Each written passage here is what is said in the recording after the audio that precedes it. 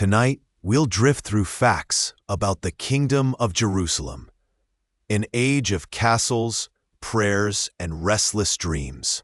The First Crusade was called by Pope Urban II at the Council of Clermont in 1095. His impassioned plea ignited a fervent desire across Western Europe, stirring the hearts of both knights and commoners. Many believed it a divine calling, a path to spiritual salvation and earthly glory. The primary goal of the First Crusade was to recapture Jerusalem from Muslim rule. This holy city held immense significance for Christians, believed to be the place of Christ's crucifixion and resurrection. The journey there was long and perilous, a testament to the pilgrims' unwavering faith. Godfrey of Bouillon was one of the principal leaders of the First Crusade. He was a duke from Lower Lorraine, known for his piety and military prowess. His leadership helped guide the Crusader armies through many trials and triumphs on their arduous march eastward. The People's Crusade, led by Peter the Hermit, preceded the main Crusader armies. This disorganized and ill-equipped contingent suffered greatly on its journey, marked by violence and starvation. Their fervent zeal, though misguided, reflected the widespread enthusiasm for the Holy War. If these calm explorations of history help you drift or dream, make sure to subscribe and leave in the comments the time and place you're listening from. It helps others find their way here too, one sleepy soul at a time. The Siege of Antioch lasted from October 1097 to June 1098. This prolonged and brutal struggle tested the Crusaders' endurance and faith to their limits.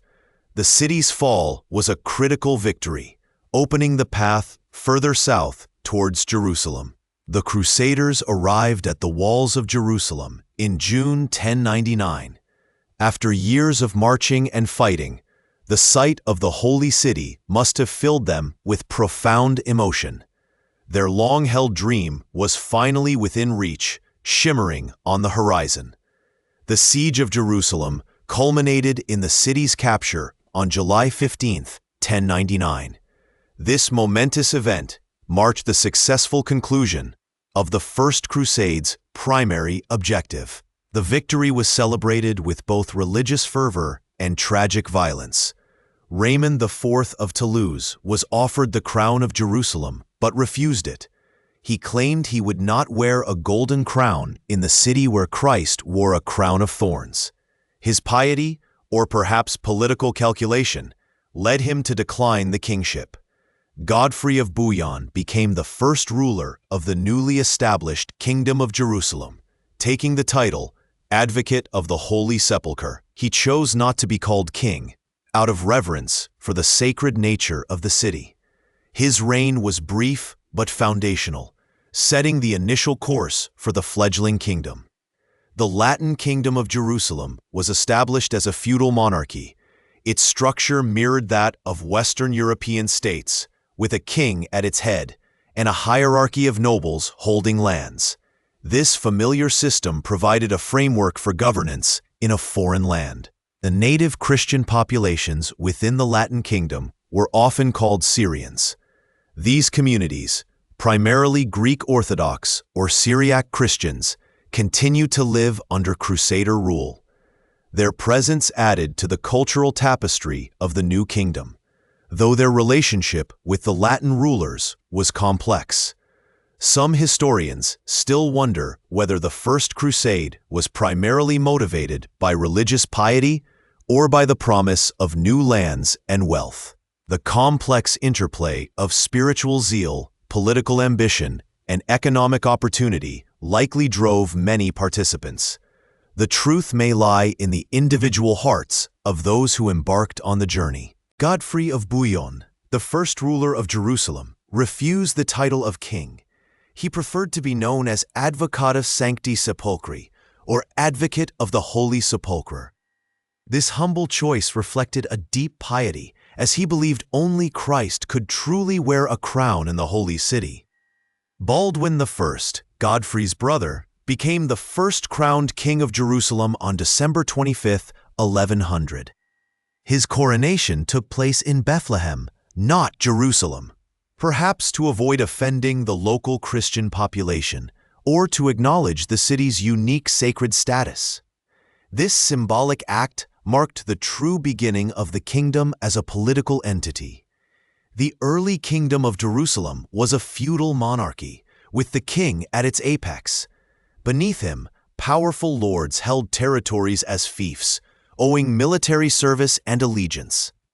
This structure mirrored the feudal systems of Western Europe, transplanted into a new, complex environment.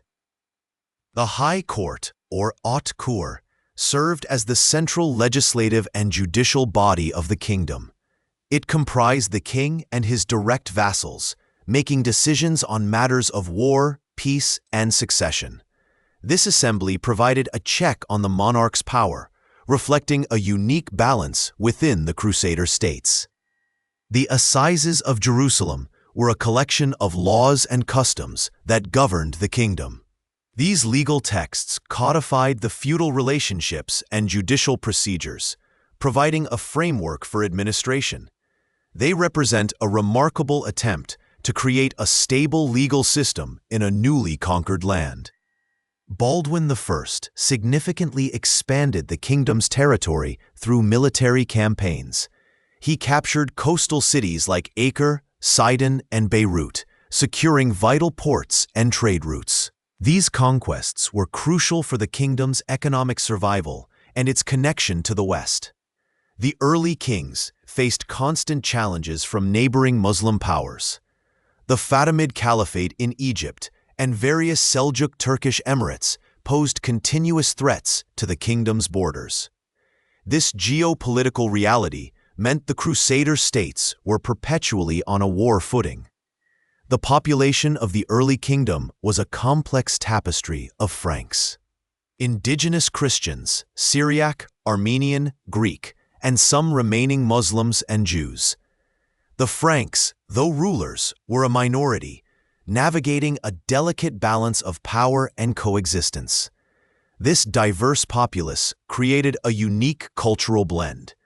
The Church held immense power and influence within the kingdom. The Latin Patriarch of Jerusalem was a prominent figure, often clashing with the secular rulers over jurisdiction and land. The spiritual authority of the Church was deeply intertwined with the political fabric of the state. Some historians still wonder whether the early Crusader kings truly intended to establish a long-term, self-sustaining state, or if their vision was primarily focused on pilgrimage and defense of the holy places. The administrative structures they built suggest a desire for permanence, yet their reliance on external support hints at a more transient outlook. The Knights Templar and the Knights Hospitaller, military religious orders, became integral to the kingdom's defense. These orders, founded in Jerusalem, provided a professional fighting force and managed vast estates. Their dual role as warriors and monks made them formidable assets.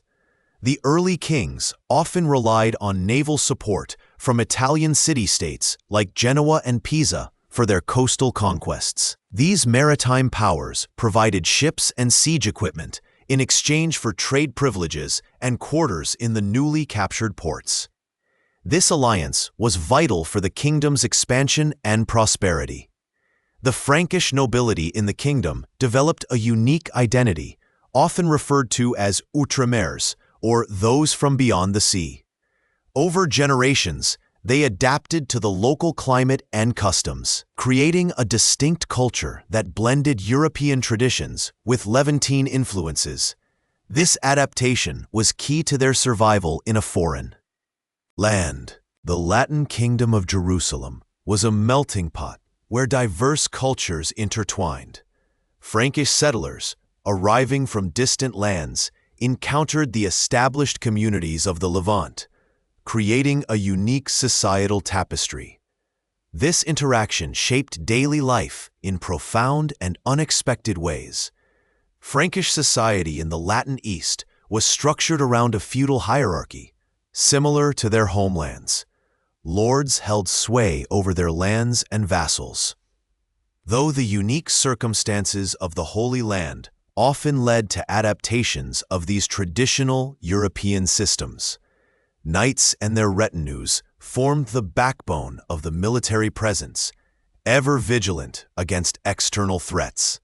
Local inhabitants, including Syriac Christians, Greek Orthodox, Jews, and Muslims, continued to live under Frankish rule. They largely retained their own laws and customs, often overseen by their own religious leaders. This coexistence, while sometimes uneasy, allowed for a surprising degree of cultural continuity for many. The economy of the Latin Kingdom was largely agrarian, with fertile lands supporting crops like wheat, barley, and olives. Irrigation techniques, long perfected in the region, were vital for agricultural success.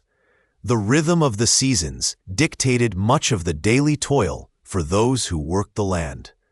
Trade was a crucial aspect of life in the Latin East, with coastal cities serving as bustling ports. Goods from Europe, like textiles and timber, were exchanged for spices, silks, and other exotic wares from the East. This vibrant commerce brought wealth and a constant flow of new ideas into the kingdom. Religious life was central to the identity of the Frankish settlers.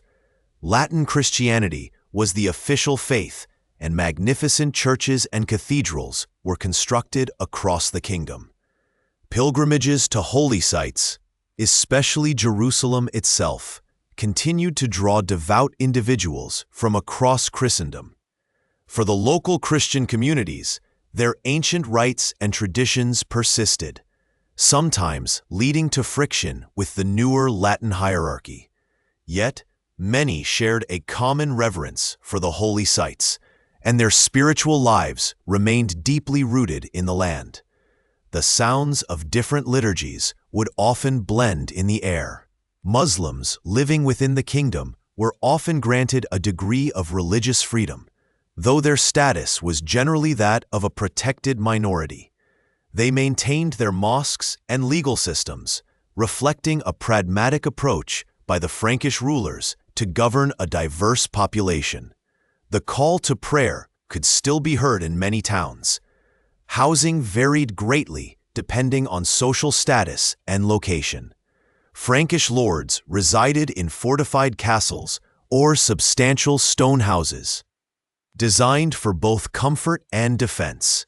Most common folk, whether Frankish or local, lived in simpler dwellings, often built from local stone or mud brick. Food in the Latin East was a blend of European and local culinary traditions. Frankish settlers adapted to new ingredients like chickpeas, eggplants, and various spices. Stews, bread, and wine were staples, often supplemented by fresh fruits and vegetables grown in the warm climate. Clothing styles also reflected the cultural mix.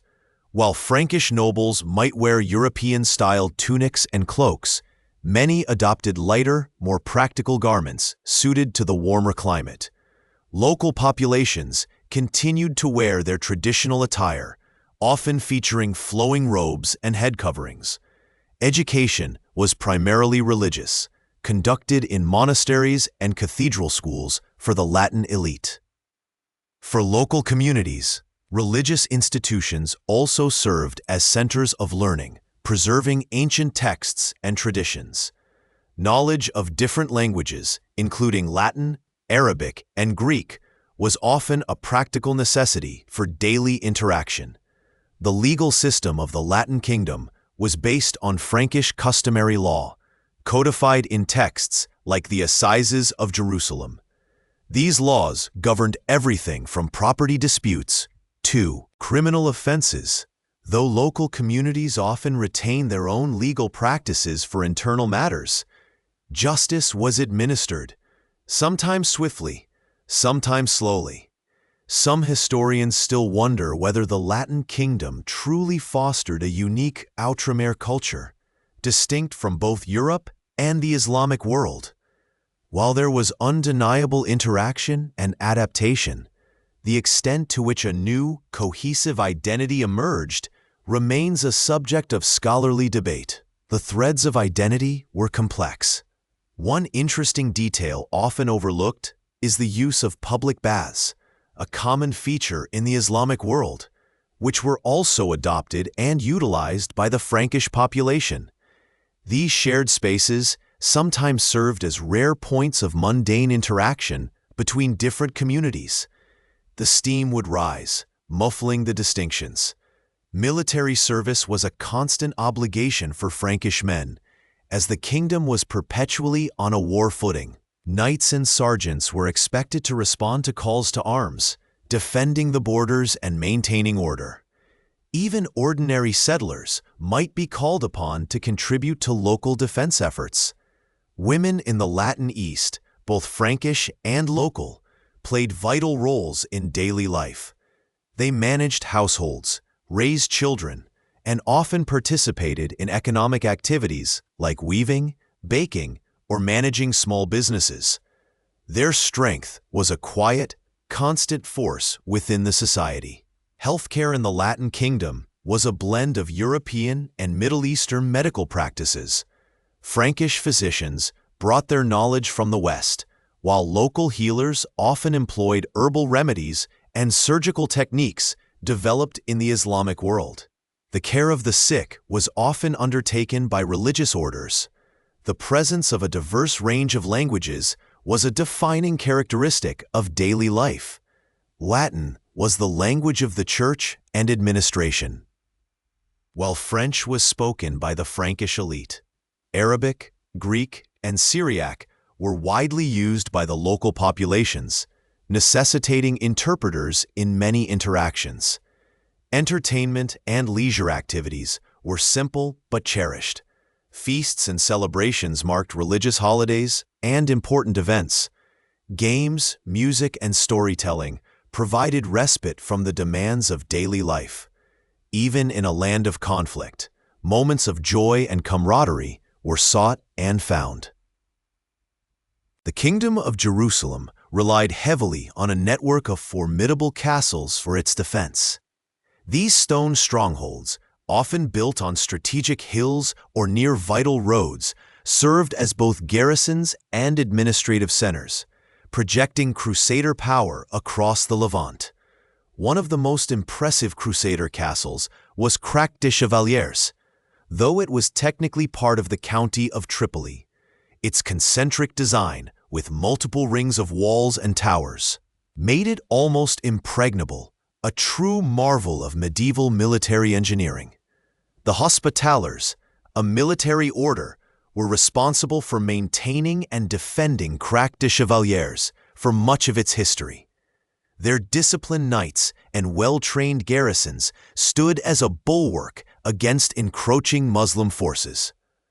Another significant fortress was Belvoir Castle, built by the Knights Hospitaller in the Jordan Valley. Its geometric layout and strong walls allowed its defenders to control a critical strategic pass, overlooking the fertile lands below.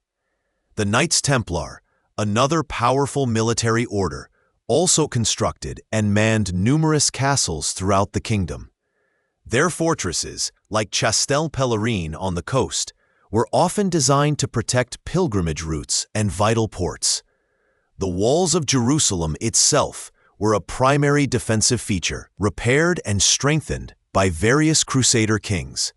These ancient stones, though weathered by time, once stood as a testament to the city's enduring significance and the efforts to protect it. Sieges were a common feature of warfare in the Crusader states.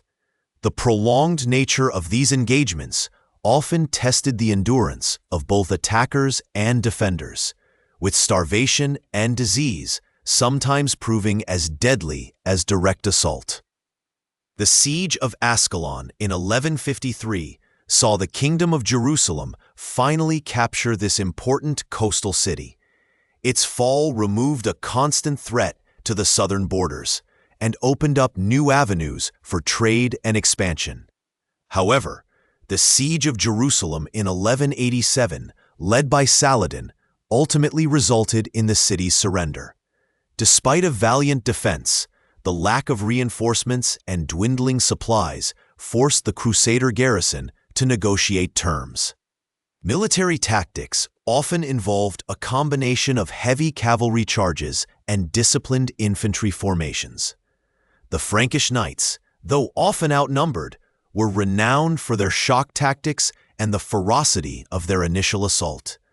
The use of crossbowmen was a significant tactical advantage for the Crusader armies. These powerful weapons could penetrate armor at a distance, providing crucial support to the knights and disrupting enemy formations. Some historians still wonder whether a more unified command structure among the various Crusader lords and military orders could have led to greater military success. The fragmented nature of their leadership sometimes hindered their ability to respond effectively to threats. The Battle of Harem in 1164 was a devastating defeat for the Crusader forces. Many prominent nobles were captured or killed, severely weakening the kingdom's military strength for years to come. Despite their strong fortifications, the Crusaders faced the constant challenge of maintaining sufficient manpower. The limited European population in the Levant meant that every loss in battle was deeply felt and difficult to replace. The strategic importance of coastal cities like Acre was paramount for the kingdom's survival. These ports allowed for vital communication with Europe, enabling the arrival of new crusaders and essential supplies. The development of trebuchets and other siege engines became increasingly sophisticated during this period. These massive machines could hurl stones weighing hundreds of pounds, slowly but surely breaching even the strongest castle walls. The practice of razing captured fortifications was a common tactic to prevent their reuse by the enemy. This destructive act ensured that a fallen stronghold could not quickly become a threat again. The garrison of a Crusader castle often included not only knights, but also sergeants, turcopoles, native light cavalry, and local levies. This diverse composition reflected the practicalities of defending vast territories with limited resources. The Battle of Montchaussard in 1177 was a stunning Crusader victory against Saladin's much larger army. King Baldwin IV, despite his illness, led a daring charge that routed the Ayyubid forces, demonstrating the power of a well-executed surprise attack. The military orders, particularly the Templars and Hospitallers, maintained extensive landholdings and financial resources to support their military endeavors. Their wealth allowed them to build and maintain their impressive network of fortresses. The concept of a march or border territory was crucial for the kingdom's defense, with castles strategically placed to guard against incursions. These frontier strongholds were often the first line of defense against raiding parties. The importance of water sources was critical for any siege, as both attackers and defenders needed access to fresh water. Control of wells and springs could often determine the outcome of a prolonged engagement. The kingdom's military relied on a system of feudal levies, where nobles were obligated to provide knights and soldiers for a certain period each year. This system, however, often led to short-term military campaigns. The Battle of La Forbie in 1244 was a catastrophic defeat for the combined Crusader and allied Muslim forces. This battle effectively marked the end of the kingdom's ability to project significant military power in the region. The use of signal fires from castle to castle allowed for rapid communication across the kingdom. News of approaching enemies or distress calls could be transmitted quickly, enabling timely responses. The constant threat of invasion meant that Crusader society was highly militarized.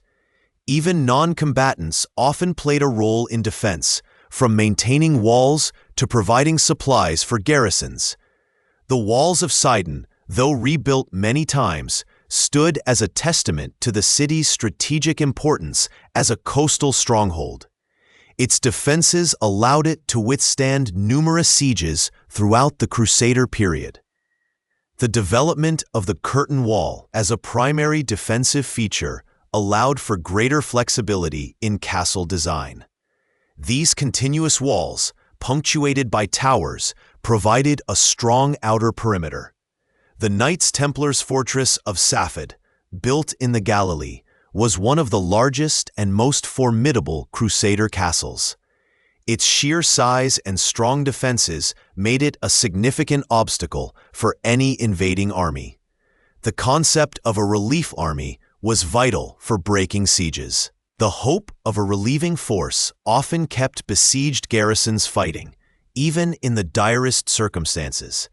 The military orders also played a significant role in naval warfare, maintaining small fleets to protect coastal trade and transport troops. Their ships were essential for connecting the kingdom with Europe. The Siege of Acre in 1189 to 1191 during the Third Crusade was one of the longest and bloodiest sieges of the Middle Ages. It demonstrated the immense resources and determination required to capture a well-defended city. The use of Greek fire, a mysterious incendiary weapon, was occasionally employed by the Byzantines and their allies in naval engagements, adding another terrifying element to medieval warfare. The kingdom's military campaigns often aimed to secure pilgrimage routes, ensuring the safe passage of pilgrims from Europe to the holy sites. Protecting these routes was both a religious duty and an economic necessity. The strategic use of terrain was crucial in Crusader battles. Commanders often sought to position their forces on high ground or with natural obstacles to protect their flanks. The Crusader castles were not merely military outposts, but also centers of administration and commerce. They often had small villages or markets growing up around their walls, providing services to the garrison and local population. The Siege of Tyre in 1187, after the Battle of Hattin, was successfully resisted by Conrad of Montferrat. His heroic defense prevented Saladin from capturing one of the last remaining major Crusader strongholds. The design of castle gates often incorporated multiple layers of defense, including portcullises, murder holes, and barbicans. These elaborate entrances were designed to trap and eliminate attackers. The military engineers of the Crusader states were skilled in both constructing and undermining fortifications. Their knowledge of siegecraft was essential for both offense and defense. The importance of cavalry in Crusader armies cannot be overstated. The heavily armored knights were the elite fighting force, capable of breaking enemy lines with their powerful charges. The Kingdom of Jerusalem, despite its relatively small size, managed to maintain a remarkable network of fortifications that allowed it to endure for nearly 2 centuries. These stone sentinels stood as enduring symbols of Crusader presence in the Holy Land. The Kingdom of Jerusalem often found itself in a delicate dance with the Byzantine Empire. Though Christian, Byzantium viewed the Crusader states with a mixture of suspicion and strategic interest, sometimes offering aid, sometimes asserting suzerainty. Treaties between the Crusaders and various Muslim rulers were not uncommon. These often involved truces, trade agreements, or even military alliances against a common foe, demonstrating a pragmatic approach to survival in the Levant. In 1108, Baldwin I, King of Jerusalem, made an alliance with the Armenian prince Kogh Vasil. This partnership aimed to secure the northern borders of the kingdom and provided a buffer against Seljuk incursions from the east.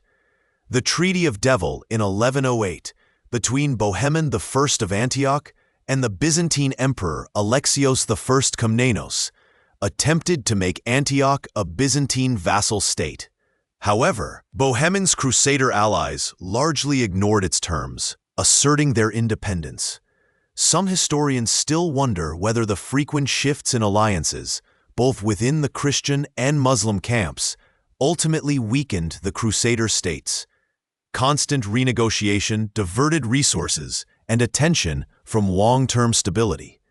In 1140, the Kingdom of Jerusalem formed an alliance with the Muslim emir of Damascus, Mu'in ad-Din Unur, against Zengi, the powerful Atabeg of Mosul. This unlikely pact highlighted the fluid nature of regional politics. The Byzantines sometimes sought to reassert their influence over Antioch through marriage alliances. Emperor Manuel I Komnenos married Maria of Antioch in 1161, hoping to bring the principality more firmly into the Byzantine sphere. Saladin, after consolidating his power, skillfully exploited divisions among the Crusader lords. He would offer favorable terms to one faction while pressing military advantage against another, sowing discord within the Latin states. The rulers of Jerusalem occasionally sought alliances with distant European powers beyond their immediate neighbors. These efforts aimed to secure military aid or financial support, often with limited success. The Byzantine Emperor Manuel I Komnenos launched a joint invasion of Egypt with King Amalric I of Jerusalem in 1169.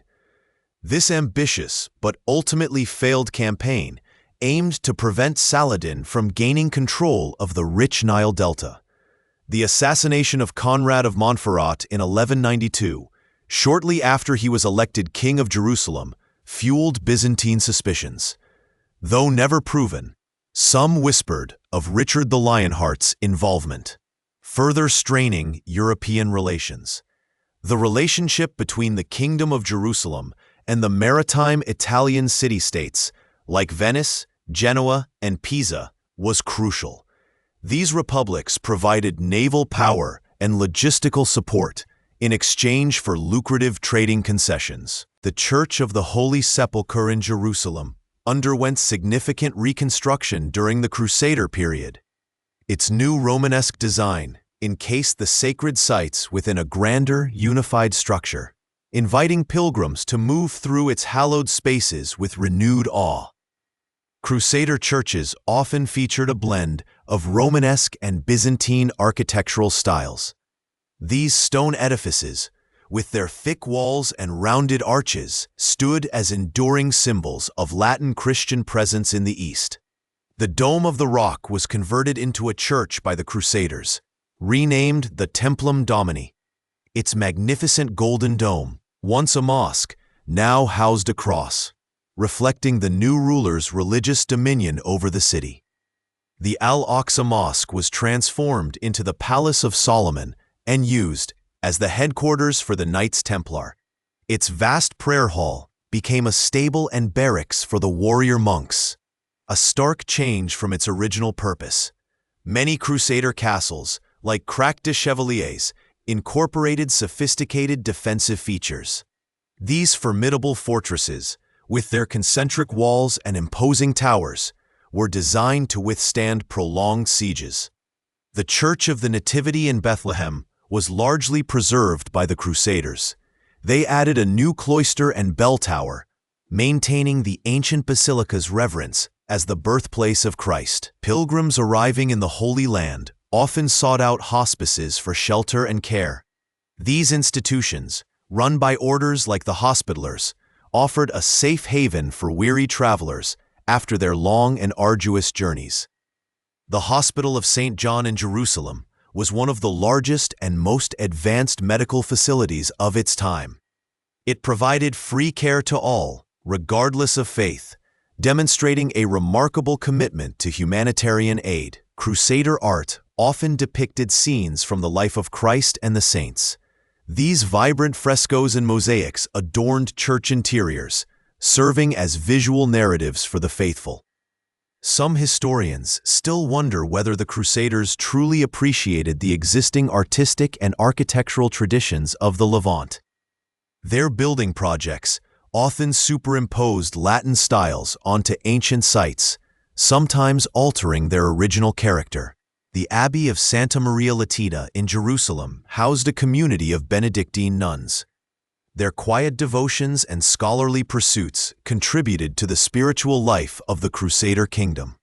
The Church of St. Anne in Jerusalem was rebuilt by the Crusaders in the Romanesque style. It marked the traditional birthplace of the Virgin Mary, becoming a significant site for pilgrimage and veneration. Crusader sculptors often incorporated local stone into their works. This blend of materials sometimes resulted in a unique aesthetic, subtly influenced by the textures and colors of the Holy Land. The Order of St. Lazarus was founded to care for knights afflicted with leprosy.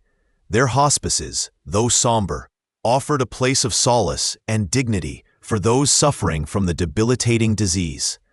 Many small chapels were erected along pilgrimage routes, offering travelers places for prayer and rest. These humble structures dotted the landscape, guiding the faithful towards the holy sites. The Mamluk Sultan Baybars later ordered the destruction of many Crusader castles and fortifications. This deliberate policy aimed to prevent future Crusader strongholds from being re-established in the region. Pilgrims often carried back souvenirs from the Holy Land, such as ampullae filled with holy oil or water. These small mementos served as tangible links to their sacred journey. The Crusader kingdom saw a flourishing of manuscript illumination. Scribes and artists produced richly decorated texts, blending Western artistic conventions with Byzantine influences. The Church of the Holy Sepulchre became a focal point for Crusader liturgy and ceremonies. Its grand spaces hosted coronations and solemn masses, embodying the spiritual heart of the kingdom. The Crusaders also built new markets and commercial centers in cities like Acre. These bustling hubs facilitated trade and brought a new economic vibrancy to the coastal towns. The tomb of Godfrey of Bouillon was placed within the Church of the Holy Sepulchre. His resting place became a site of veneration for many Crusaders, symbolizing the kingdom's founding. The frescoes discovered in the Church of the Nativity show a remarkable blend of Western and Eastern artistic styles. These vibrant murals depict angels and saints, reflecting the cultural synthesis of the Crusader period. The Crusaders introduced stained glass windows to some of their churches in the Holy Land. These luminous panels cast colorful light into the interiors, enhancing the spiritual atmosphere. The city of Acre became a major port for pilgrims arriving by sea. Its harbors teemed with ships from across Europe, bringing a constant stream of devout travelers to the Holy Land. Some scholars debate the extent to which Crusader architecture truly innovated, or if it primarily replicated European forms. The unique challenges of the Levant, however, certainly influenced adaptations in design. The Latin kingdom encouraged the development of a network of roads and bridges. These infrastructure improvements facilitated both military movements and the flow of pilgrims. The Church of St. John the Baptist in Sebaste was rebuilt by the Crusaders over the traditional site of the saint's tomb. Its imposing structure stood as a testament to their devotion. Pilgrims often made vows to visit specific holy sites during their journey. Fulfilling these vows was a deeply personal and spiritual act, believed to bring divine favor. The Crusader period saw the construction of numerous watchtowers across the landscape. These small fortified structures provided early warning of approaching enemies and helped secure pilgrimage routes. The Church of the Annunciation in Nazareth was rebuilt by the Crusaders. Its design incorporated elements that honored the site where the angel Gabriel appeared to Mary. Many Crusader castles were built on elevated positions, offering panoramic views of the surrounding terrain. This strategic placement was crucial for defense and control of the land. The Knights Hospitaller, maintained extensive agricultural estates to support their hospitals and hospices. These lands provided food and resources for the many people under their care. The walls of Jerusalem were repaired and strengthened by the Crusaders. These fortifications were essential for the defense of the Holy City against external threats. The Church of the Pater Noster on the Mount of Olives was built by the Crusaders. It commemorated the site where Jesus traditionally taught his disciples the Lord's Prayer. Pilgrimage to the Holy Land was considered one of the most meritorious acts a Christian could undertake. It was believed to offer spiritual purification and forgiveness of sins. The Crusaders often repurposed existing structures, integrating them into their new architectural projects. This adaptive reuse reflected both practical necessity and a desire to connect with the land's history. Nur al-Din, the Zengid ruler of Damascus and Aleppo, died in 1174. His death created a power vacuum, allowing a young general named Saladin to begin his ascent. Saladin, whose given name was Yusuf ibn Ayyub, had already established himself as vizier of Egypt. Saladin proclaimed himself sultan in 1174, founding the Ayyubid dynasty. He swiftly consolidated his power across the Levant, uniting Egypt and Syria under his rule. His ambition was to reclaim Jerusalem for Islam, a sacred city held by the Crusaders for over 70 years. In 1177, Saladin's forces were unexpectedly defeated by Baldwin IV at the Battle of Montgisard. This surprising victory demonstrated the resilience of the young leper king and his Crusader army. The desert winds carried the sounds of clashing steel and the cries of men across the sandy plains. Baldwin IV, despite his debilitating illness, proved to be a formidable military leader. His determination to defend the Kingdom of Jerusalem was unwavering. He rode into battle even when his body was failing him, inspiring his knights with his courage. The truce between Saladin and the Kingdom of Jerusalem expired in 1182. This marked the end of a period of relative calm, signaling the approach of renewed conflict. The air grew heavy with anticipation, and both sides began to ready themselves for the inevitable confrontation. Reynald of Chatillon, a prominent Crusader lord, repeatedly broke truces with Saladin. His raids on Muslim caravans and pilgrims were a constant source of provocation. These aggressive actions fueled Saladin's resolve to wage holy war against the Crusader states. In 1187, Saladin launched a major offensive against the Crusader kingdom. His army, vast and well-organized, swept across the Galilee. The dust clouds raised by their march could be seen for miles across the landscape. The pivotal Battle of Hattin occurred on July 4, 1187. This catastrophic defeat for the Crusader forces sealed the fate of the Kingdom of Jerusalem. The sun beat down mercilessly on the parched ground, reflecting off the Crusaders' heavy armor. The Crusader army, led by Guy of Lusignan, was lured into a waterless plain near the Horns of Hattin. Dehydrated and exhausted, they were encircled by Saladin's forces. The thirst became an enemy as formidable as the swords of their attackers. The True Cross, a revered relic carried into battle by the Crusaders, was captured at Hattin. Its loss was a devastating blow to morale and a powerful symbol of their defeat. This sacred object, believed to hold divine power, was now in the hands of their adversary. Many prominent Crusader nobles, including Guy of Lusignan, were taken prisoner after Hattin. Their capture left the kingdom leaderless and vulnerable. The shattered remnants of the Crusader army scattered in disarray. On October 2, 1187, Saladin entered Jerusalem after a siege.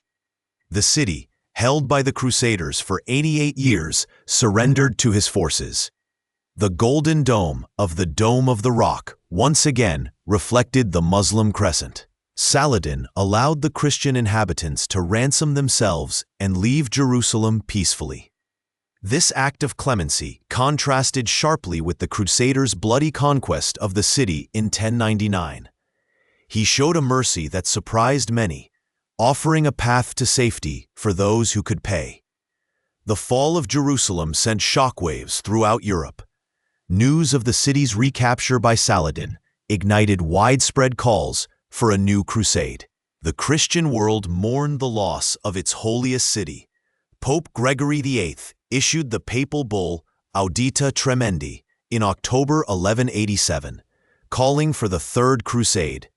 This urgent appeal rallied the kings of Europe to action. The papacy sought to reclaim what was lost and restore Christian control over the Holy Land. Frederick I Barbarossa, the Holy Roman Emperor, answered the call for the Third Crusade. He led a massive German army overland towards the Holy Land. His march was a grand spectacle, but fraught with immense logistic. All challenges. Frederick Barbarossa tragically drowned in the Salif River in Anatolia in June 1190. His death dealt a severe blow to the Third Crusade's momentum.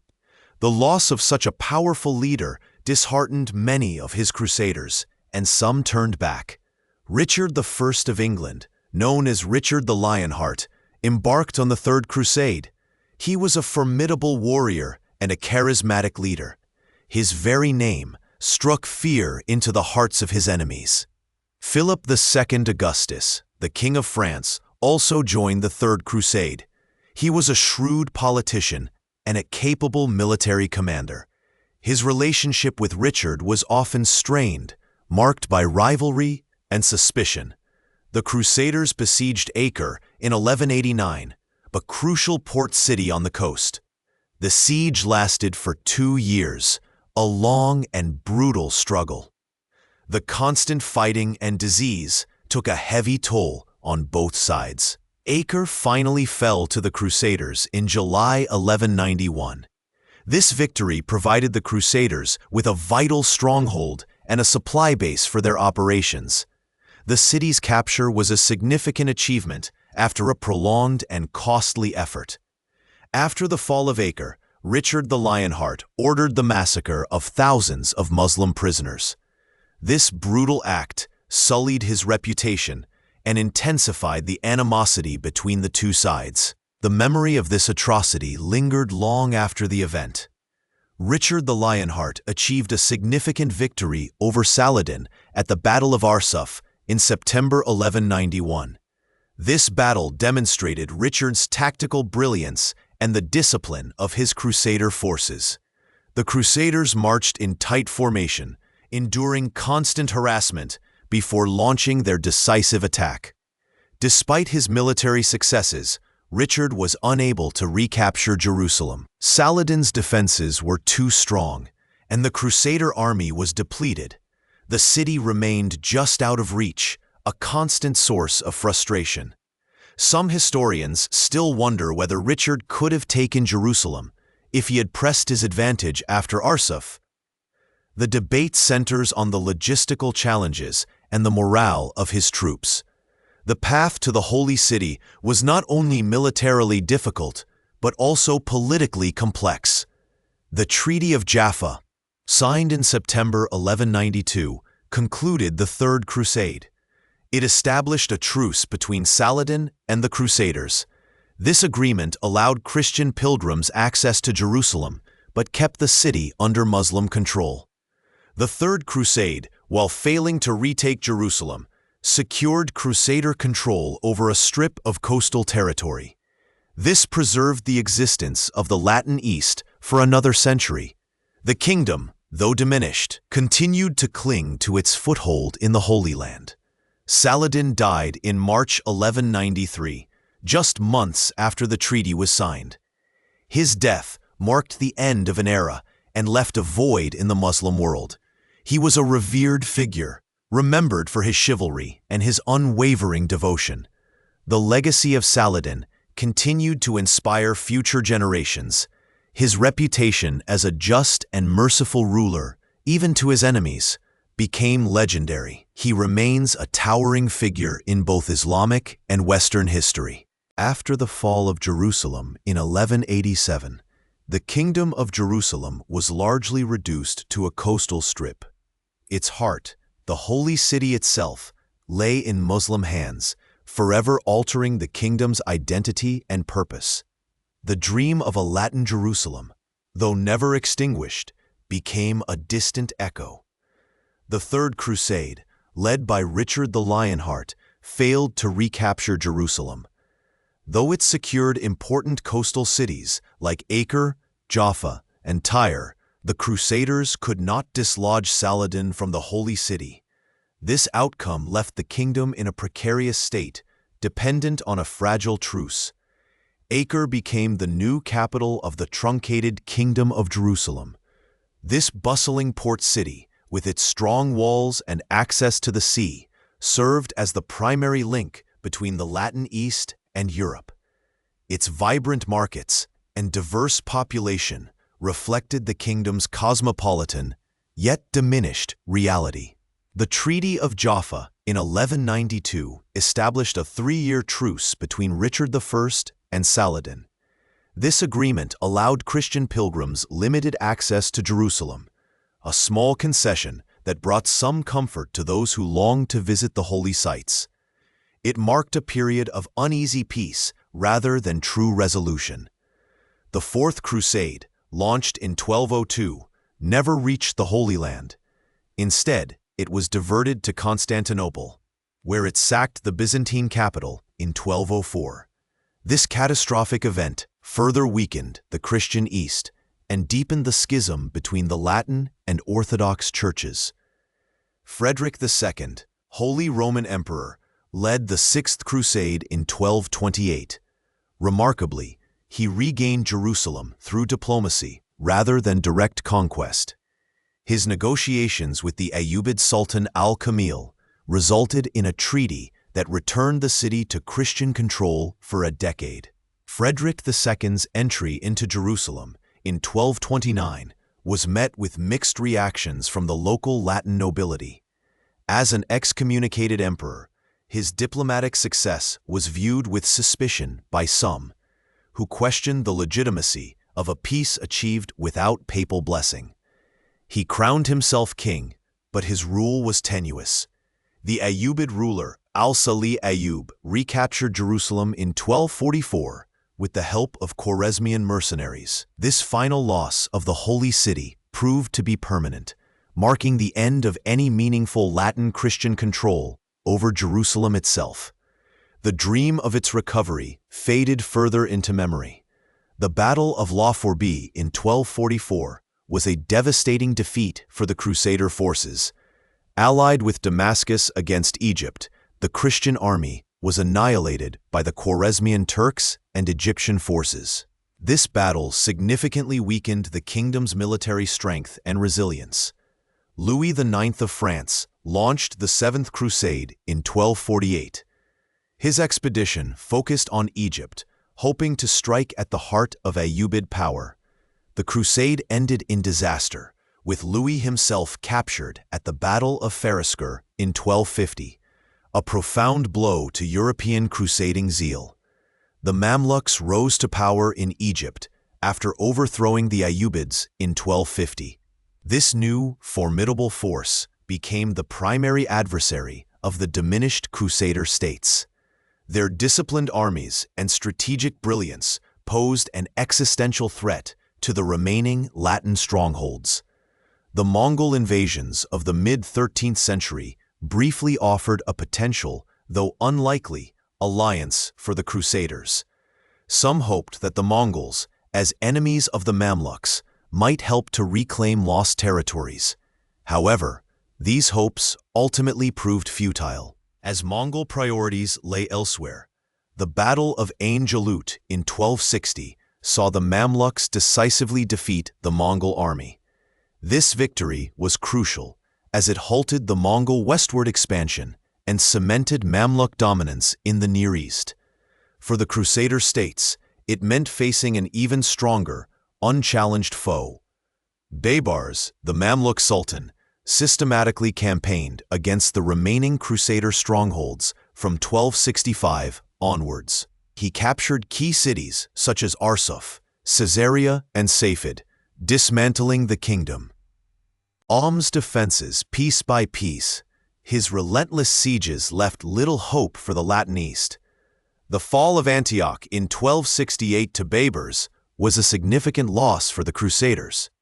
This ancient city, once the capital of a major Crusader principality, had stood for over 170 years.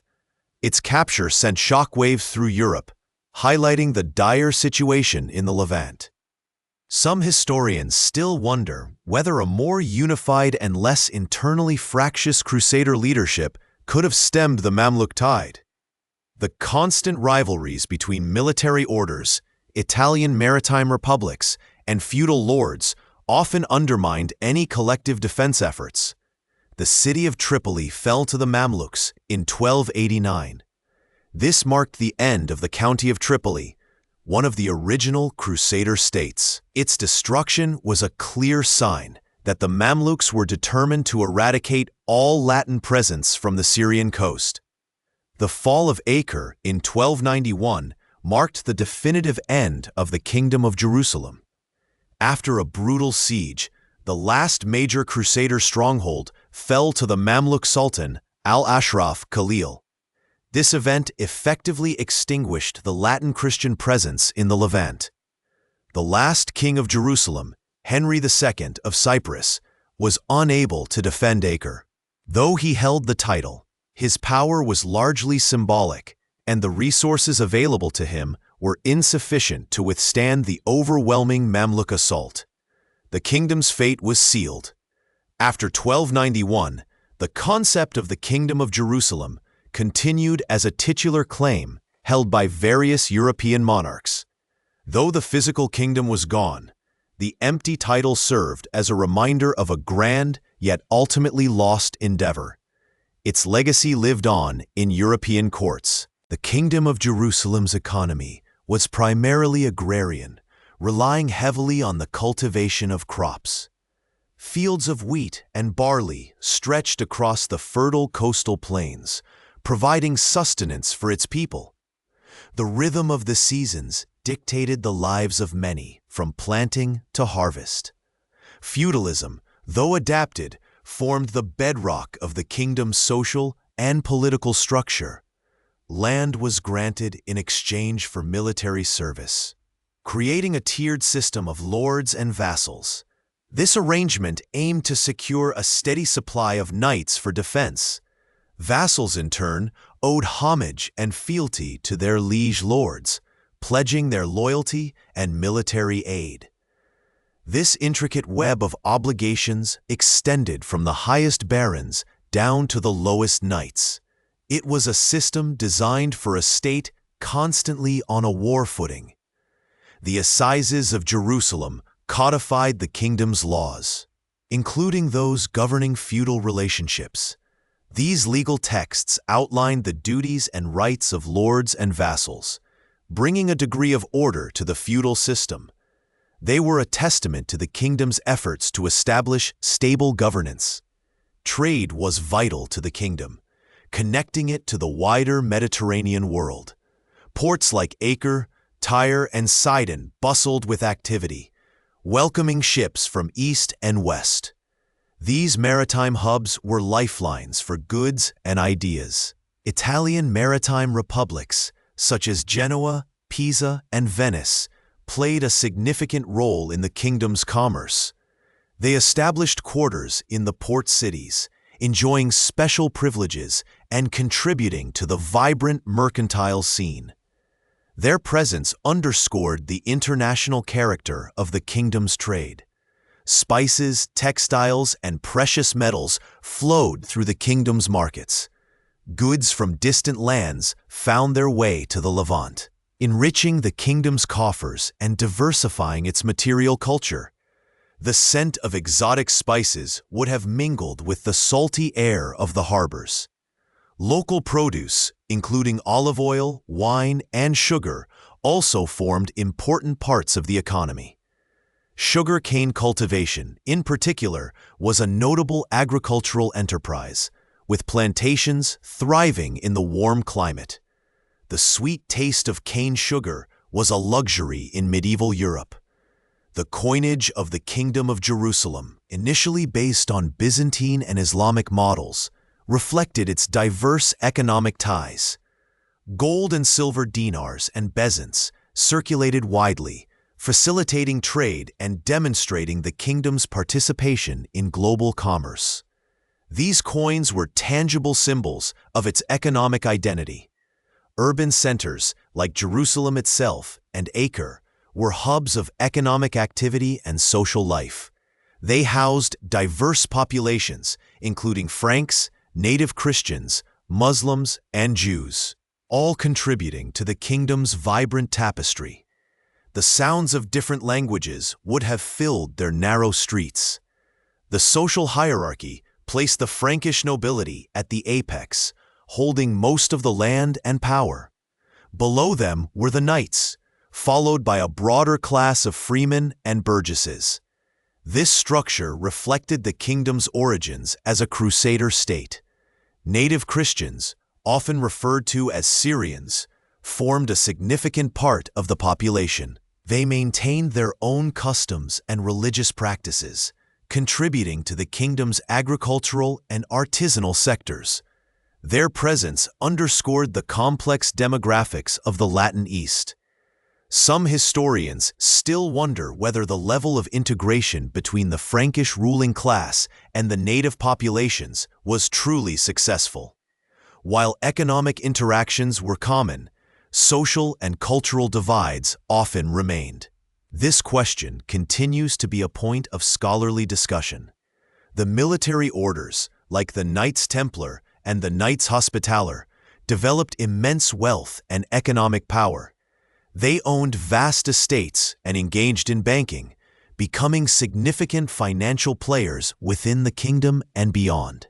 Their fortified castles were not just strongholds but also economic centers. Pilgrimage was a crucial economic driver, attracting a steady stream of visitors to the Holy Land. Pilgrims brought wealth into the kingdom, supporting inns, merchants, and local artisans. The spiritual journey often had a tangible economic impact. The Latin Patriarchate of Jerusalem also held considerable land and economic influence. The church was a major landowner, with its revenues supporting clergy, charitable works, and the upkeep of holy sites. Its economic presence was deeply interwoven with its spiritual authority. The system of casalia, or rural estates, was a common feature of the kingdom's agricultural landscape. These villages, often inhabited by native populations, provided the labor for farming and contributed taxes to their lords. They were the backbone of the agrarian economy. Slavery, though less prevalent than in some other medieval societies, did exist within the kingdom. Slaves, often prisoners of war, were employed in various capacities, from domestic service to agricultural labor. It was a darker aspect of the kingdom's social fabric. The concept of burgesses, or free citizens of towns, allowed for a degree of social mobility and economic opportunity. These urban dwellers engaged in crafts, trade, and professions, contributing to the vitality of the cities. They represented a growing middle stratum in the kingdom. The Kingdom of Jerusalem's economic resilience was often tested by external threats and internal disputes. Despite the constant pressures of warfare, its trade networks and agricultural base allowed it to endure for nearly 2 centuries. It was a testament to the adaptability of its people. The Siege of Acre in 1291 marked the final fall of the Crusader states in the Levant. This last great Christian stronghold on the mainland was besieged by the Mamluk Sultanate, bringing an end to nearly 2 centuries of Crusader presence. The city's walls, once a symbol of resilience, slowly crumbled under the relentless assault. On May 18, 1291, Acre was breached by the Mamluk forces. The defenders, including the Knights Templar and Hospitaller, fought fiercely in the streets, but their numbers were too few to hold back the overwhelming Mamluk army. The cries of battle echoed through the narrow alleys, a somber farewell to an era. The fall of Acre led to a mass exodus of the remaining Christian population. Those who could fled by sea, seeking refuge on Cyprus or other islands. The ships, laden with refugees, sailed away from the burning city, leaving behind a land that had once been their kingdom. After Acre, the Mamluks systematically captured the few remaining Crusader outposts along the coast. Tyre, Sidon, and Beirut soon fell without significant resistance. The dream of a Latin kingdom in the Holy Land had finally dissolved into the dust of history. The Knights Hospitaller established a new base on Rhodes in 1309. From this island stronghold, they continued their maritime operations and maintained a military presence in the eastern Mediterranean. Their legacy endured, though their direct connection to the Holy Land was severed. The Knights Templar, however, faced a different fate. Accused of heresy and other crimes, the order was dissolved by Pope Clement V in 1312, under pressure from King Philip IV of France. Their vast wealth was confiscated, and their members persecuted, marking a tragic end for one of the most powerful Crusader orders. The Kingdom of Jerusalem, though it ceased to exist on the mainland, continued as a titular claim for centuries. Various European monarchs, particularly the kings of Cyprus and later the House of Savoy, bore the title King of Jerusalem. This titular claim served as a symbolic link to a lost dominion. The Crusades left a profound and lasting impact on European identity and culture. The experience of fighting in the East influenced art, literature, and even the development of chivalric ideals. Tales of heroism and piety, though often embellished, shaped the European imagination for generations. The architectural legacy of the Crusader states can still be seen in the Levant today. Mighty castles like Crac de Chevaliers and Marcob stand as imposing reminders of the Frankish presence. Their stone walls whisper stories of sieges and steadfast defense, enduring through centuries. Some historians still wonder whether a different strategy by the later Crusader leaders could have prolonged the kingdom's existence. The constant internal squabbles and lack of unified command often undermined their efforts. A united front might have presented a more formidable challenge to the rising Mamluk power. The economic impact of the Crusader states was significant, fostering trade between East and West. Italian maritime republics like Venice and Genoa grew wealthy from transporting pilgrims and goods to the Levant. Their ships crisscrossed the Mediterranean, weaving a web of commerce. The Crusades also influenced the development of military orders, a unique blend of monasticism and knighthood. These orders, like the Templars and Hospitallers, innovated military tactics and logistics, leaving a lasting mark on European military organization. Their structured discipline was a new force in medieval warfare. The cultural exchange between East and West, though often overshadowed by conflict, led to the transmission of knowledge. European scholars gained access to Arabic texts on medicine, astronomy, and philosophy. This intellectual cross-pollination enriched European thought during the late Middle Ages. The memory of the Kingdom of Jerusalem persisted in European consciousness for centuries, inspiring later crusading movements. Though these later efforts never achieved the initial success, the idea of reclaiming the Holy Land remained a powerful, if elusive, aspiration. The echoes of the First Crusade continued to resonate. The final fall of Acre in 1291 marked the end of the direct European military presence in the Holy Land.